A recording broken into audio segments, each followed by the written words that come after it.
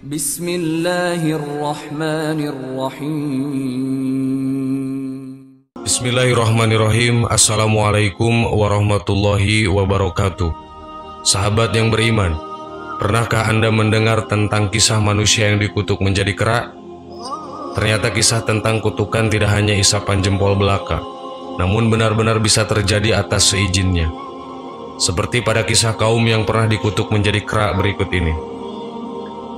Bukan sebuah kisah karangan yang kemudian menjadi buah bibir masyarakat, namun tertulis dalam Al-Quran yang tidak ada keraguan di dalamnya.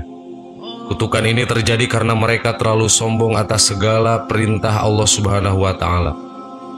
Kisah ini diceritakan dalam surat Al-A'raf ayat 166, bahwa mereka dikutuk menjadi kera yang hina. Peristiwa tersebut terjadi sebelum kehidupan Nabi Muhammad SAW. Lantas, bagaimanakah nasib kaum ini? Berikut kisahnya. Ternyata kisah kutukan tidak hanya tentang maling kundan. Sang ibu meminta pada sang kuasa agar si anak durhaka berubah menjadi batu. Akan tetapi tidak ada yang tahu kebenarannya. Namun kisah ini benar-benar terjadi dan tertulis di dalam Al-Quran. Manusia yang dikutuk menjadi kera seperti dikisahkan dalam Al-Quran ternyata adalah bangsa Bani Israel. Menurut para mufassir, ternyata manusia yang dikutuk tersebut ialah kaum dari bangsa Yahudi. Mereka hidup pada masa jauh sebelum lahirnya Nabi Muhammad SAW. Meskipun demikian, namun tidak semua dari kaum tersebut yang dikutuk menjadi kera. Mereka yang dikutuk tersebut karena memiliki sifat sombong atas segala perintah yang diberikan oleh Allah Subhanahu wa Ta'ala, dan juga mereka yang melanggar perjanjian.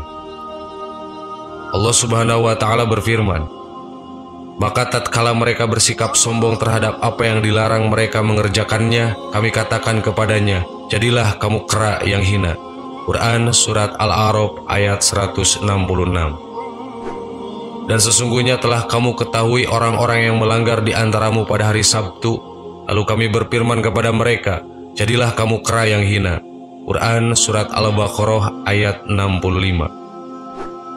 Kaum Yahudi yang dikutuk tersebut hidup di tepi pantai. Mayoritas dari mereka bekerja sebagai penangkap ikan di laut. Pada saat itu Allah Subhanahu wa Ta'ala telah menetapkan hari Sabtu untuk khusus beribadah kepadanya dan dilarang kaum itu untuk menangkap ikan. Akan tetapi kemudian Allah memberikan ujian kepada mereka dengan memunculkan ikan yang berlimpah tepat di hari Sabtu. Ikan-ikan bermunculan lebih banyak dibanding hari biasanya. Melihat hal ini, ada sebagian di antara kaum Yahudi yang kemudian memasang perangkap ikan pada hari Jumat menjelang Sabtu. Tujuannya adalah agar di hari Sabtu mereka tetap beribadah kepada Allah dan hari Minggunya perangkap ikan yang mereka pasang tersebut telah penuh dengan ikan. Tentu saja hal ini telah melanggar perintah Allah Subhanahu wa Ta'ala. Karena hal tersebutlah maka mereka dikutuk menjadi kera yang hina. Hal ini diperkuat dengan firman Allah Subhanahu wa Ta'ala dalam Al-Quran. Dan tanyakanlah kepada Bani Israel tentang negeri yang terletak di dekat laut. Ketika mereka melanggar aturan pada hari Sabtu, di waktu datang kepada mereka ikan-ikan yang berada di sekitar mereka terapung-apung di permukaan air. Dan di hari-hari yang bukan Sabtu ikan-ikan itu tidak datang kepada mereka. Demikianlah kami mencoba mereka disebabkan mereka berlaku fasik. Quran Surat Al-A'raf ayat 163. Dari ayat tersebut dapat ditarik kesimpulan bahwasannya tidak semua Bani Israel atau Yahudi dikutuk menjadi kera, melainkan sebagian mereka yang melakukan kecurangan dengan melanggar perintah Allah untuk tidak menangkap ikan di hari Sabtu saja. Akan tetapi hampir semua Bani Israel mengetahui mengenai perkara tersebut, sehingga ayat ini meminta kepada Nabi Muhammad SAW untuk menanyakan kisah kutukan jadi kera kepada Bani Israel. Pada ayat berikutnya diterangkan bahwa sebagian di antara mereka masih ada yang taat kepada perintah Allah untuk tidak menangkap ikan di hari Sabtu. Untuk mereka yang tidak dikutuk menjadi kera akhirnya mendapatkan peringatan dari Allah Subhanahu wa Ta'ala. Allah Subhanahu wa Ta'ala berfirman, "Maka tatkala mereka melupakan apa yang diperintahkan kepada mereka, kami selamatkan orang-orang yang melarang dari perbuatan jahat dan kami timpakan kepada orang-orang yang zalim siksaan yang keras, disebabkan mereka selalu berbuat fasik." Quran Surat Al-A'raf ayat 165.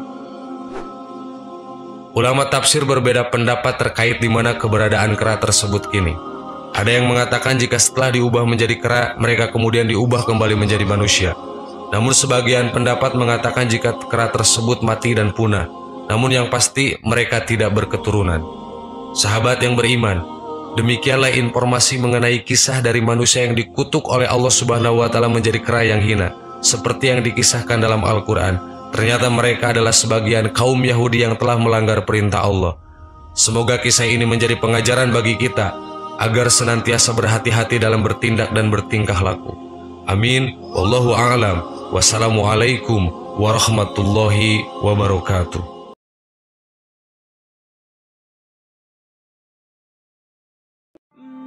Bismillahirrahmanirrahim. Assalamualaikum warahmatullahi wabarakatuh. Sahabat yang beriman, berakhir dengan indah adalah sebuah harapan bagi setiap manusia. Begitu juga dengan kehidupan. Dari banyak waktu yang dijalani setiap manusia, akhir kehidupanlah yang menjadi penentu atas semua. Ini rahasia kehidupan setiap manusia.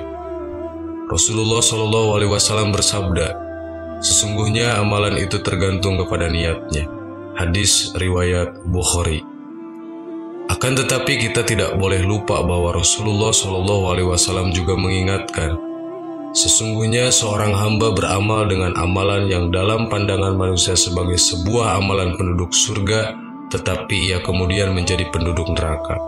Sebaliknya, ada seseorang yang beramal dengan manusia memandangnya sebuah amalan penduduk neraka, kemudian ia menjadi penduduk surga, karena sesungguhnya amalan itu tergantung kepada penutupnya.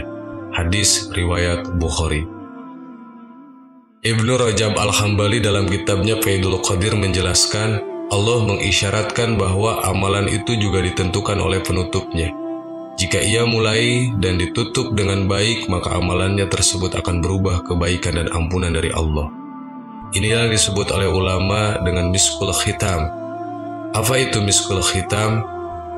Akhir baik dan manis. Kehidupan yang dijalani dengan aneka warna berakhir dengan manisnya iman. Dalam bahasa yang lebih populer adalah husnul khotimah. Akan tetapi berbeda dengan kisah seorang muazin yang ditulis oleh Imam Ibnu Qayyim Al-Jauziyah dalam kitabnya Ad-Dawada'a. Kisah datang dari negeri Kinanah tentang seorang pemuda yang dilanda cinta. Pemuda itu seorang ahli ibadah sekaligus seorang muazin di salah satu masjid di kota Mesir. Wajahnya tampan karena cahaya ketaatannya dari hatinya. Masyarakat mengenalnya sebagai pemuda yang sangat soleh. Hingga suatu hari, si pemuda hendak mengumandangkan azan. Seperti biasa, ia pun menuju menara masjid. Namun hari itu tak biasanya. Ia melihat sebuah rumah milik keluarga Nasrani yang ada di samping masjid. Dari ketinggian menara, sang muazin tak sengaja melihat seorang wanita di rumah tersebut. Wanita itu teramat sangat jelita. Hati si pemuda pun segera berdegup kencang. Ia jatuh cinta pada pandangan pertama. Namun cintanya ternyata bergelora hingga membuatnya kalut. Ia segera turun dari menara dan meninggalkan tugas menyerukan panggilan sholat. Bak kehilangan akal, ia pun bergegas menuju rumah si wanita, mengetuk pintu lalu masuk ke dalamnya. Si wanita jelita membukakan pintu segera bertanya, "Ada keperluan apa kamu ke sini?" Tanpa basa-basi, si pemuda segera berkata, "Aku menginginkan dirimu." Si wanita kaget mendengarnya dan kembali bertanya, "Mengapa kau menginginkanku?" Sang muazin soleh itu pun menjawab, "Kau telah menawan hatiku dan menutupi akalku." Mendapat pernyataan cinta tiba-tiba, si wanita hanya terdiam. Ia bingung tak memiliki jawaban.